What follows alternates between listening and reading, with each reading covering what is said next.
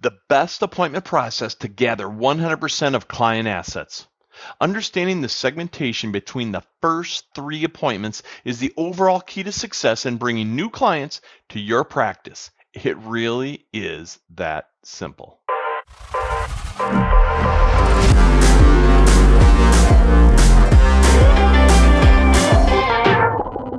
Hello and welcome once again to The Rare Advisor. Today I'm going to spend some very specific time talking to you about how important it is to have a very highly professional appointment process. Emphasis on the word process. If you are trying to do the one-call close, you are never going to be the advisor who gathers 100% of the client's assets and who magnifies the value received from each and every client relationship. It is just ultra important to have a process in place and to be smart enough and diligent enough that you don't deviate from that process based upon each and every new client introduction that you come across, whether it be through various prospecting vehicles, through running live events, or from running digital or remote events, or from getting introductions and referrals, or any other mechanism by which you are to get in front of a new potential client. It is ultra important that you walk them down a very similar experience. And again, the appointment process should be just that. It should be a full-on experience that you are providing for the client so that they understand what it truly means to become a part of your firm. And in doing this, you don't want it to get commoditized. You don't want it to come off as something that's not well thought out, that isn't handled professionally, that isn't unlike any other high-end experience you would want to partake in. We want the people to feel special. We want them to understand that the services you provide are just that. They're very, very special. So with that said, I am going to do a little bit of screen share because we have a super valuable tool. In fact, if you're not in touch and working with us here at USA Financial, I would encourage you to reach out, ask for one of the business development specialists, the business development consultants, and they will get you tied up with connected with, I should say, our advisor client engagement process. And it is an entire appointment process. We have great documentation on it, and I'm going to share some of that with you here in just a moment. I'm going to do a screen share. So I'd like to walk you through, as I mentioned, what we call the advisor client engagement appointment process, or better known as the ACE appointment process. And most specifically, we're going to talk about what the first appointment looks like. But before we get to the first appointment, I want to talk to you about this, what we call the prep. Here on the prep, these are steps that you should take prior to the client coming in for the first appointment. These are things that you can do either after a live event, after a webinar, after a digital experience, after some sort of an introduction, whatever the case might be. This is something that should happen prior to the first appointment. It kind of sets the stage for the first appointment. It lets them understand that this is going to, in fact, be all about them, and this is, in fact, going to be very special. So we provide ideas and physical, tangible items to help you in this area, but specifically, I'm going to talk to you conceptually about this. You want to have yourself an evaluation and feedback form. This is a self-evaluation and feedback form where it's about the investors. So it's them evaluating their current situation from a financial perspective, what they have already prepared for, what they have not prepared for, what work has been done on their behalf in the past, what has not, and so on. We also have what we call a 59-minute personal asset manager. It's kind of a quick, easy way to categorize and catalog all of their existing holdings, things of that sort. And then there's a lot of other additional materials, but these are things that should be sent in advance of an appointment, again, delivered electronically or delivered physically to someone, and it will be very different than what they normally experience. But here, phase one is now getting into the appointment itself. The first thing we're going to do is we're going to have a conversation about what proper planning means. We're going to talk through accumulation versus distribution, most specifically something that we call the Mount Everest discussion. We do have videos and various training materials that help you with this, but we want the client to kind of understand what true financial planning should feel like and what it will feel like as part of your practice. That ultimately is going to bring us very quickly into phase two. Phase two is about a 20 to 25 minute discussion where you're asking just a whole litany of very specific questions about them, and getting them to open up, getting them to understand that this plan cannot exist without it being personalized and customized to them. So we're asking them, how do they feel about certain things? How do they react to certain things? Have they ever thought of this, that, or the other thing? And what does that mean to them? On a scale of 1 to 10, please describe how you feel about this. If you were put in this situation, how would you react? Given this fictitious example, what would be your desired outcome from that scenario? And on down this list. So it's very important that we are focused on these personal questions, because this is all about them. This is something that probably has never been done for them in their entire financial life, and they will gain so much value out of simply walking through this and answering these questions, especially if you're there with a couple, because now you're having both of them interacting. It becomes almost like a consulting or a consultative session, meaning from more like just life management than anything else. But you're getting that information out on the table. By the time you're done with this 20 to 30 minute discussion, what you're going to find is most investors are so adhered to you that the rest of the session becomes a laydown. And this is very important because you have to get on the same page. And this, by the way, is also when you're going to identify, are these customers who you even want to work with? Because I will also tell you, you should not accept everyone just because they accept you. Just because they think they want to join your firm, that does not mean you want to allow them to join your firm. You are going to have a very deep relationship with these customers. You're going to work with them most likely the rest of their lives. So you need to make sure that you're compatible and that they are someone you want to spend that kind of time with. Now, phase three is also important that you're not selling. You'll notice that we are not selling anything here. We're not going after the product sale. We're not going after closings and things of that sort. We're not pitching anything. In fact, the one thing you should always remember is the only thing that is for sale during these appointments is your services. Your time and expertise becomes the only thing for sale. No products, no interest rates, no performance, none of that other BS, because that is money that is always going to be in movement, and the same way it came to you is how it's going to leave you. That's not how we want to establish this relationship. But we are going to ask them a series of questions about what work has been done for them. So that's why we call these the service questions. Has anyone ever done for you a Social Security maximization analysis? Has anyone ever done for you an asset cycle portfolio system? Has anyone ever done a pension maximization analysis?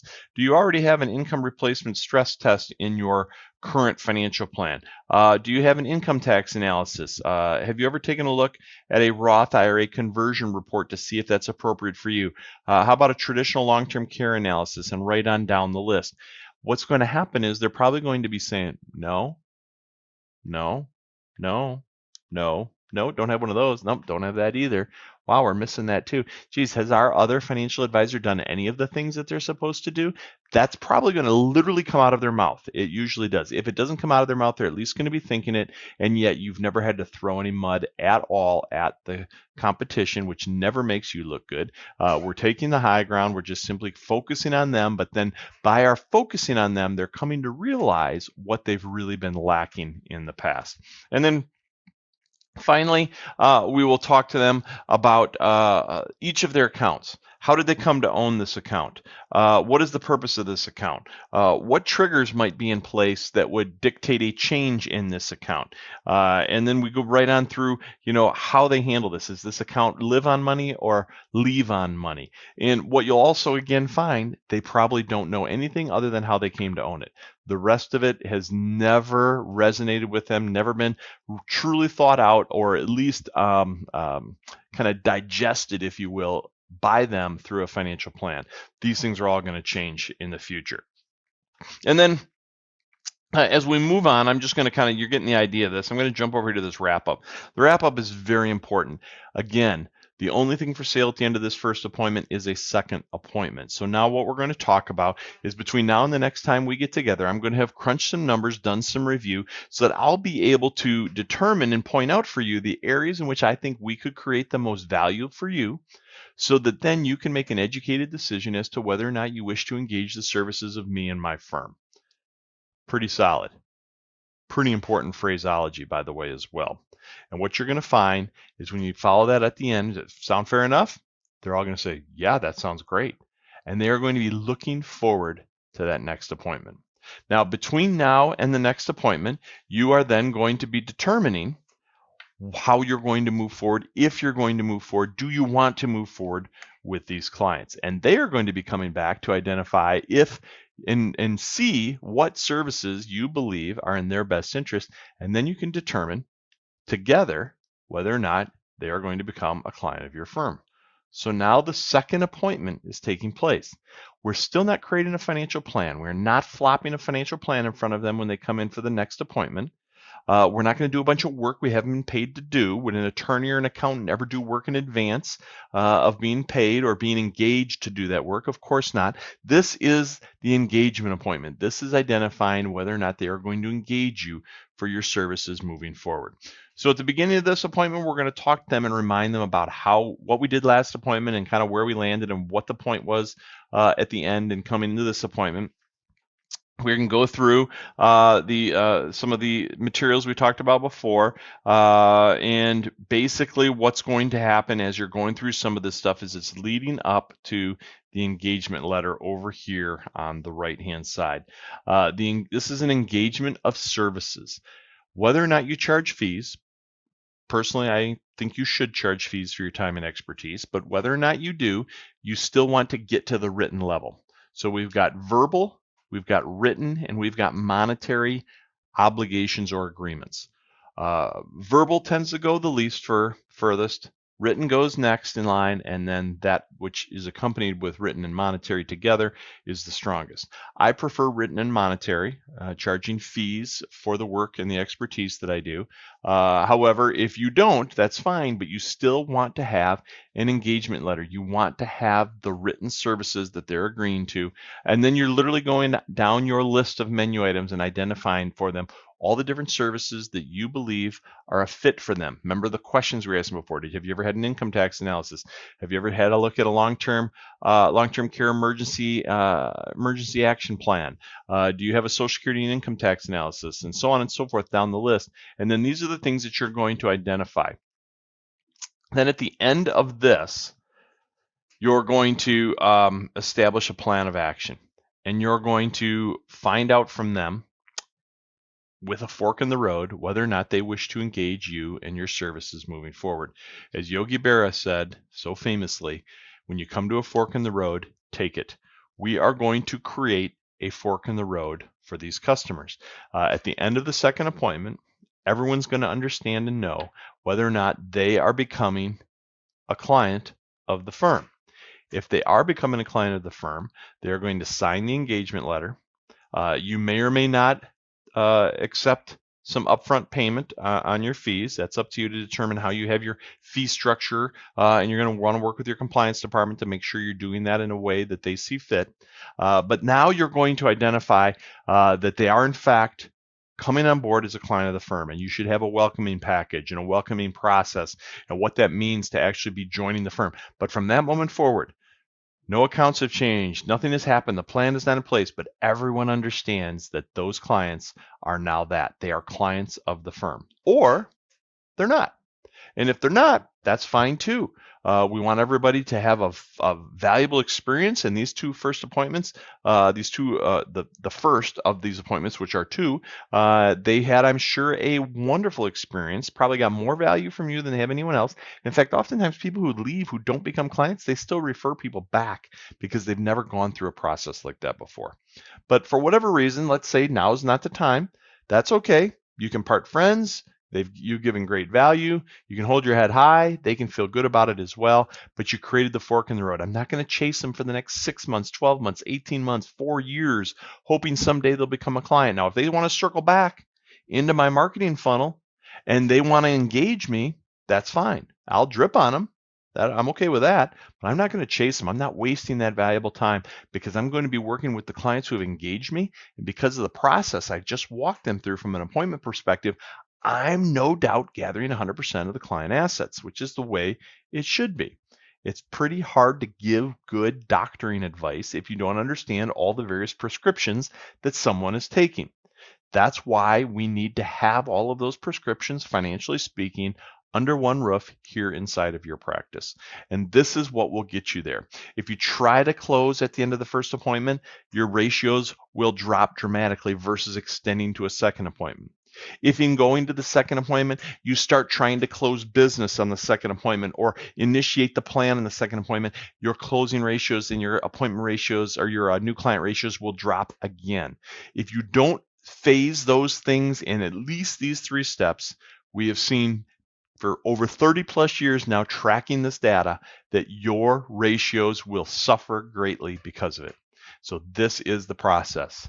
The first appointment is very specifically designed to set up the second appointment, which is very specifically designed to set up the services that you will present and ultimately conduct for them as a client of your firm.